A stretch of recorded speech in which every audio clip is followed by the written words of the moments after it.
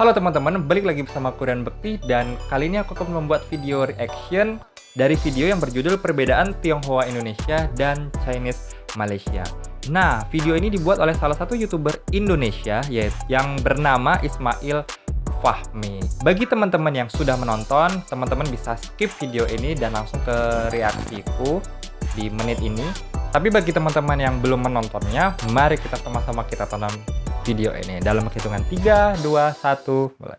Assalamualaikum warahmatullahi wabarakatuh. Di video ini saya akan berbagi cerita mengenai perbedaan antara Tionghoa Indonesia dengan Tionghoa Malaysia. Video ini saya buat karena saya tertarik setelah melihat beberapa komentar yang ada di video saya yang satu ini. Video ini sebetulnya bercerita mengenai warga Tiongkok yang dulu lahir dan besar di Indonesia, namun karena kondisi sosial politik yang kurang menguntungkan pada tahun 50-an hingga 60-an, akhirnya mereka terpaksa pindah ke Tiongkok. Namun karena kecintaan mereka terhadap Indonesia, sampai saat ini mereka masih bisa berbahasa Indonesia, bahkan bisa menyanyikan lagu-lagu kebangsaan Indonesia. Wow. Seperti apa? Ini dia ceritanya. Lahir di Indonesia, tanah, air yang kita jadi. Cinta Indonesia. Cinta Indonesia. Inilah beberapa komentar yang kemudian memunculkan rasa penasaran saya. Mengapa komentar dari penonton Malaysia ini seolah menunjukkan bahwa Indonesia seharusnya bangga dengan nasionalisme dan keindonesiaan etnis Tionghoa Indonesia. Saya pun melakukan sejumlah riset di jurnal-jurnal ilmiah untuk dapat memahaminya. Indonesia dan Malaysia sama-sama pernah mengalami penjajahan. Betul. Indonesia dari Belanda, sementara Malaysia dari Inggris. Salah satu dampak dari penjajahan itu muncullah kelas sosial dan ekonomi yang berbeda, yaitu warga beretnis Tionghoa dan warga pribumi. Di zaman kolonial, penduduk beretnis Tionghoa baik di Indonesia maupun Malaysia relatif mendominasi perekonomian. Setelah kolonial pergi, bangsa pribumi yang sebelumnya tidak berdaya di sektor ekonomi mulai berupaya mengejar ketertinggalan. Pemerintahan baru yang didominasi pribumi pun mengeluarkan sejumlah kebijakan yang lebih pro-pribumi ketimbang penduduk beretnis Tionghoa. Sejak kemerdekaan, jumlah etnis Tionghoa di Malaysia jauh lebih besar ketimbang di Indonesia. Kondisi itu terus berlanjut sampai sekarang. Berdasarkan sensus Badan Pusat Statistik Indonesia di tahun 2011, etnis Tionghoa di Indonesia sebanyak 2,8 juta jiwa atau sekitar 1,2% dari total penduduk Indonesia saat itu. Sementara itu, pada saat Malaysia merdeka di tahun 1957, jumlah etnis Tionghoa di Malaysia mencapai 40% dari total penduduk Malaysia. Berdasarkan sensus tahun 2010, persentase jumlah etnis Tionghoa di Malaysia mencapai sekitar 7 juta orang atau sekitar 1/5 dari 28 juta penduduk Malaysia. Perbedaan jumlah demografi ini sangat menentukan nasib etnis Tionghoa di masing-masing negara setelah kemerdekaan. Karena jumlahnya yang sedikit, pemerintah Indonesia di masa lalu menerapkan kebijakan asimilasi terhadap etnis Tionghoa.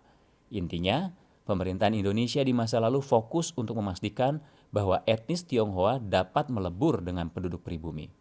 Sementara pemerintah Malaysia menerapkan kebijakan yang akomodatif terhadap etnis Tionghoa. Pemerintah Malaysia lebih fokus untuk cukup memastikan bahwa etnis Tionghoa dapat menerima simbol-simbol negara seperti bahasa Melayu sebagai bahasa nasional.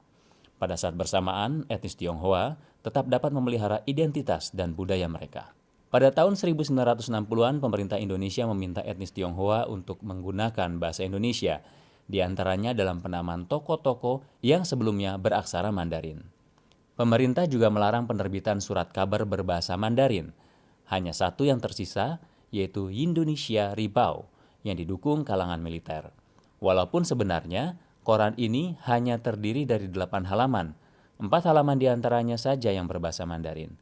Pada tahun 1960-an, warga etnis Tionghoa juga diminta mengganti nama dalam Mandarin ke nama yang lebih mengindonesia. Kebijakan yang paling berpengaruh terhadap hilangnya budaya Cina di Indonesia terjadi tahun 1957. Saat itu warga etnis Tionghoa diminta pemerintah untuk menyekolahkan anak-anaknya di sekolah Indonesia. Sebelumnya, etnis Tionghoa dapat menyekolahkan anaknya di sekolah-sekolah dengan bahasa pengantar Mandarin. Peningkatan sentimen negatif di Indonesia pada tahun 50-an dan 60-an terhadap Tiongkok mendorong dihapuskannya sekolah-sekolah berbahasa Mandarin. Dan ketika semua kebijakan itu diberlakukan, relatif tidak terjadi perlawanan dari etnis Tionghoa di Indonesia. Berbeda dengan di Malaysia, kalangan nasionalis Melayu sejak kemerdekaan di tahun 1957 berkeinginan kuat untuk menjadikan bahasa Melayu sebagai bahasa nasional. Namun, pemerintah tetap menjadikan bahasa Inggris sebagai bahasa resmi Malaysia. Kalangan nasionalis Melayu pun terus menekan pemerintah hingga akhirnya terjadi kerusuhan antar etnis di tahun 1969. Penduduk non-Melayu seperti etnis Tionghoa dan India melakukan perlawanan. Kerusuhan antar etnis yang terjadi di tahun 1969 ini akhirnya mengonsolidasikan sistem politik dan hubungan antar etnis di Malaysia. Walaupun bahasa Melayu mulai ditetapkan sebagai bahasa resmi di dunia pendidikan formal, penggunaan bahasa asing lain seperti Mandarin dan Tamil tetap diperbolehkan, terutama di sekolah-sekolah swasta. Pada tahun 1969, Perdana Menteri Tun Abdul Razak menyatakan bahwa budaya Malaysia harus berdasarkan budaya bangsa asli Malaysia, yaitu Melayu.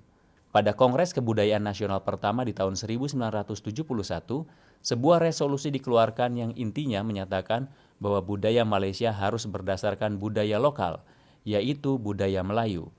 Kebijakan tersebut mendapat tantangan dari etnis non-Melayu seperti etnis Tionghoa dan India. Mereka pun melakukan perlawanan. Di antaranya terlihat ketika pada tahun 70-an, Universitas Teknologi Malaysia mengatur wisudawan pria untuk mengenakan peci pada saat wisuda.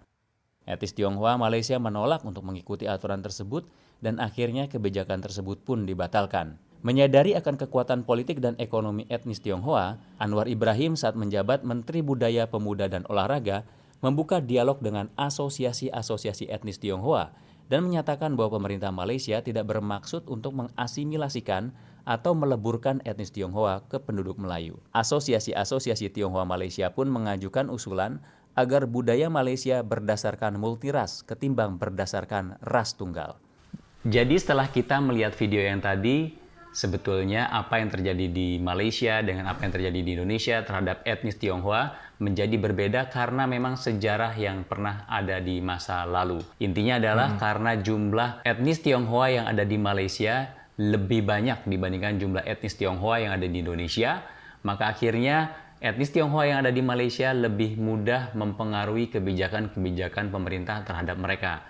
Sementara di Indonesia, karena jumlah etnis Tionghoa di Indonesia jumlahnya jauh lebih sedikit, akhirnya mereka pun tidak dapat melakukan perlawanan yang berarti ketika pemerintah menerapkan sebuah kebijakan yang akhirnya lambat laun mengurangi warna budaya Cina yang ada di Indonesia. Dan akhirnya seperti yang kita lihat saat ini, kalau kita ke Malaysia, itu kita akan sangat dengan mudah menemukan ekspresi budaya Cina di Malaysia. Misalnya mereka masih menggunakan bahasa Mandarin dalam kehidupan sehari-hari. Namun di Indonesia, kita akan kesulitan untuk menemukan dengan mudah ekspresi budaya Cina di Indonesia. Kalaupun kita ingin menemukannya, biasanya kita harus ke tempat-tempat tertentu. Dan di Indonesia, bahasa Mandarin atau bahasa Cina juga memang tidak lagi banyak digunakan oleh generasi muda. Itu dia, jadi sejarah masa lalu membentuk yang terjadi saat ini. Jadi menjadi sangat wajar sekali kalau kita melihat di video ini, kalau ada orang Tiongkok yang dulu pernah lama tinggal di Indonesia, mereka masih bisa berbahasa Indonesia, bahkan bisa menyanyikan lagu seperti ini. Tanah airku Indonesia, negeri elok amatku cinta. Itu dia, semoga bermanfaat.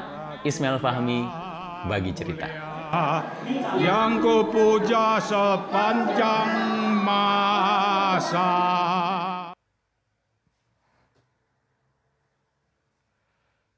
Nah guys, jadi itulah videonya. Dan sebenarnya aku baru tahu ya dan baru sadar kalau memang ada perbedaan antara Tionghoa di Indonesia dan juga Chinese di Malaysia seperti itu. Memang kalau di Indonesia itu kebanyakan misalnya kalau kita di Surabaya, pergi ke Surabaya atau daerah Jawa Timur sana, itu memang Chinese-nya, orang Chinese-nya itu tidak berbahasa Mandarin lagi gitu. Jadi aku pernah ke Malang dulu, sempet mau berkunjung ke tempat wisata dan berjumpa orang keturunan Chinese atau Tionghoa ini, mereka malah berbahasa Jawa dan slangnya atau logatnya itu sangat kental sekali. Jawa, medok Jawanya itu sangat terasa sekali gitu. Bahkan aku pun di Pekanbaru punya teman keturunan China juga atau Tionghoa.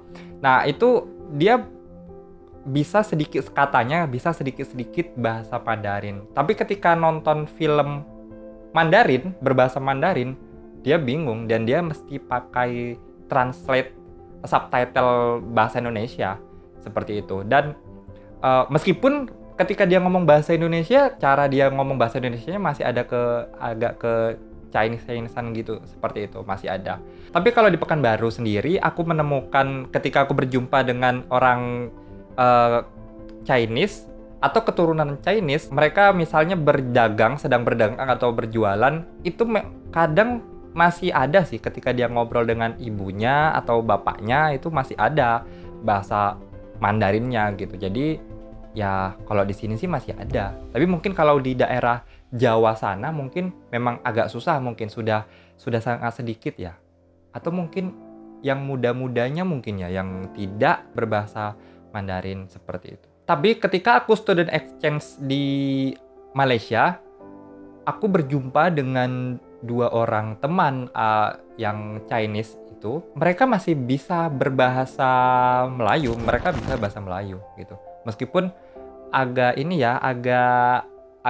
kesusahan ketika berbahasa Melayu. Tapi ya yang aku temui di sana mereka masih bisa berbahasa Melayu. Tapi memang aku cuma berjumpa 2 orang aja sih.